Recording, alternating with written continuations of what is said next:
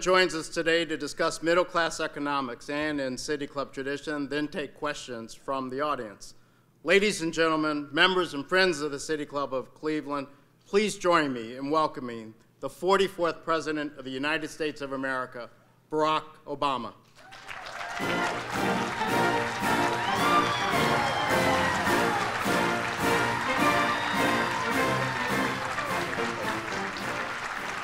Hello, Cleveland.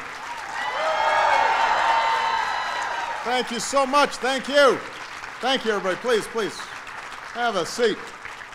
It's good to be back in Cleveland. Let me begin by thanking Paul for the wonderful introduction.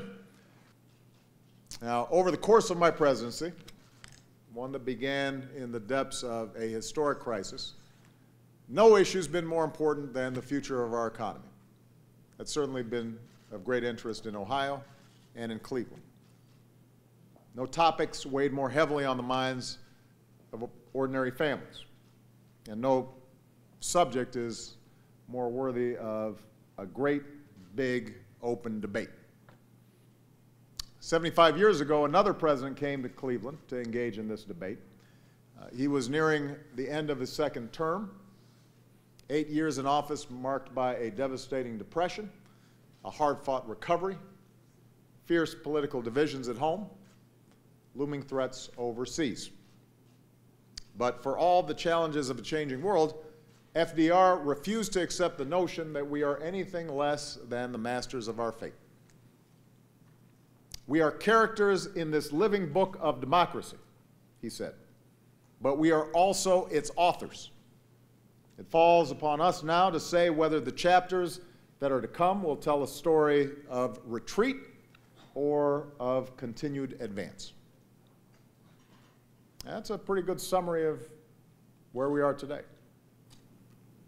We need to go forward to an economy that's generating rising incomes and chances for everybody who's willing to work hard.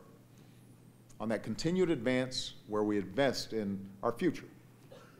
Give working Americans the tools they need to determine their own fate. Research, education, infrastructure, job training.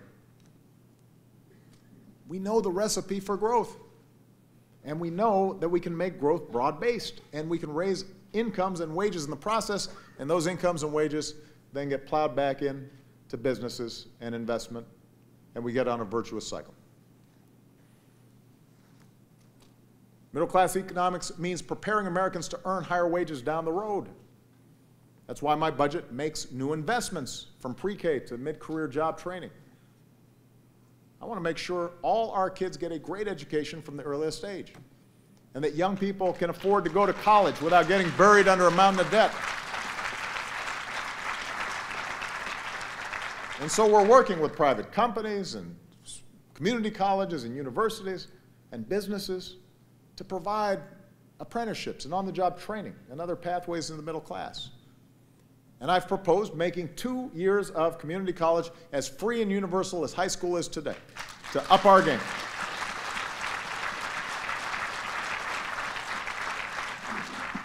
Embrace the promise of the future.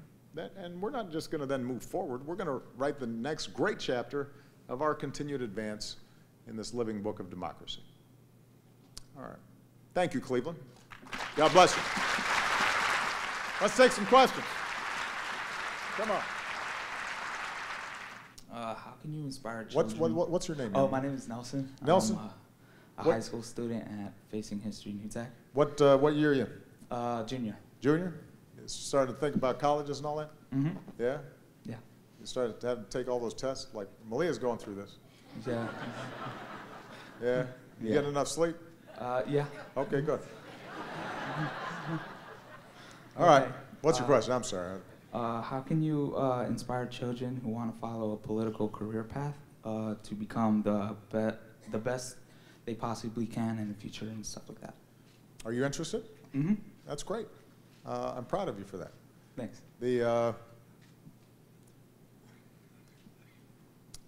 My most important advice is worry more about what you want to do rather than what you want to be.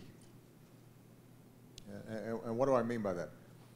I think there are a lot of folks who get into politics and they say to themselves, I want to be a blank. I want to be a congressman, or I want to be a senator, or I want to be a governor, or I want to be a president. And so then their focus is on, I want to get that position. And that leads some young ambitious people to say, well, it doesn't matter to me what I stand for as long as I can get the position. And you end up, maybe if you're talented enough, getting the position, but along the way, you haven't really accomplished much. And if you do get in the position, you don't know why you're there or what you want to do with it. And I think that politics and public service is an incredibly noble profession, but it's a hard life, as these folks will tell you. You're away from your family. You're under incredible scrutiny. People are criticizing you all the time. You know, you miss birthday parties. You miss soccer games. You're on the road. You're, you know, at chicken dinners, and the chicken's, you know, not always great. You know, you're not getting enough sleep. You're having to raise money. So the only reason to do it is if you're getting something done. If you're helping somebody get health care, or you're helping somebody get a job, or you're making sure that our troops, when they come home, are treated with the dignity and respect that they deserve, and are getting the benefits that they've earned. Or if you're trying to clean up the environment, or, you know, so rather than think about, okay, I want that office, my advice to you would be, start serving. You know, what are you passionate about? What do you care about? Do you care about some kids in your neighborhood that maybe don't have the same opportunities because they're poor, and that really bugs you?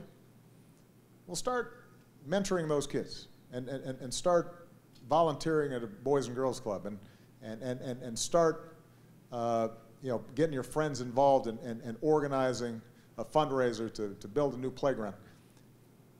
Are you interested in the environment and you're worried about climate change? Well, you know what? Get started now. Go find a group of like-minded people and talk to your members of Congress and get educated about the issue, and start you know, figuring out through social media how you can form a broader organization to advance the cause.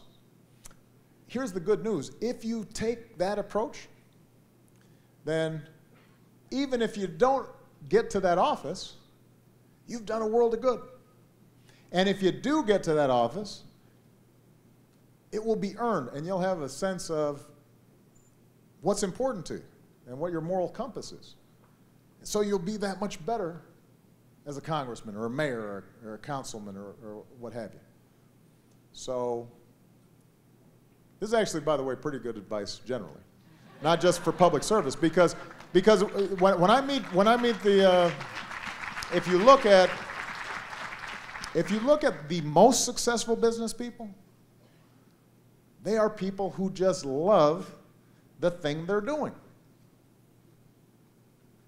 You know? Steve Jobs loved computers. He loved design. He loved the internet. So he's working on this stuff, and then it turns out you get so absorbed in it, you end up being pretty good at it. And so, you know, I always tell young people, you know, don't wait until you get there to do something. You can do something right now. There is nothing this country cannot do. There's nothing Cleveland cannot do, and that's because of you. Thank you very much, everybody.